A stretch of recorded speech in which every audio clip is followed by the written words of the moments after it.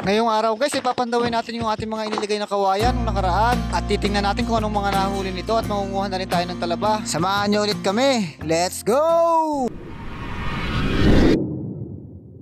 Ayan guys, kung napapansin nyo, napakaliit ng tubig. Ayan, napakaganda. Ayan. Magkano tayo ngayon? Magkakana tayo ng ganitong kawayan. Ilulubog natin sa tubig ito, tapos babalikan natin ito mga ilang araw o isang linggo, ganyan.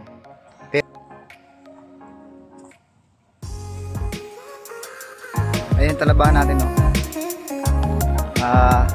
Bagong lagay na ulit yung ano dyan, kaya maliliit pa yung laman.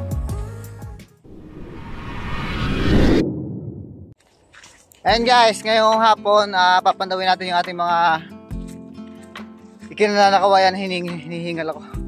May kinana natin kawayan nakaraan. Titingnan natin kung may huli na.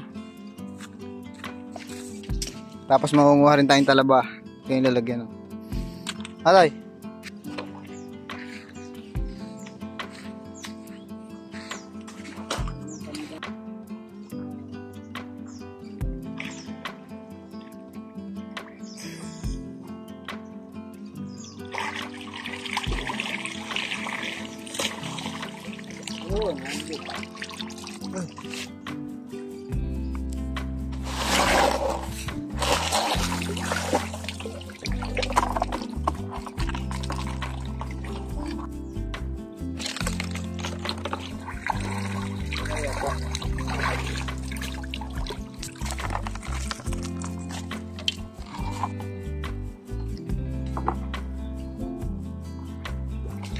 At dahil konti nga lang yung nahuli nating maingit mga kailog, ay mangunguha na lamang tayo ng talaba para kahit papaano ay meron naman tayong maiulam ngayong hapunan at hindi na tayo gagastos. Oret na oret din naman itong talaba, talaga namang napakatataba din.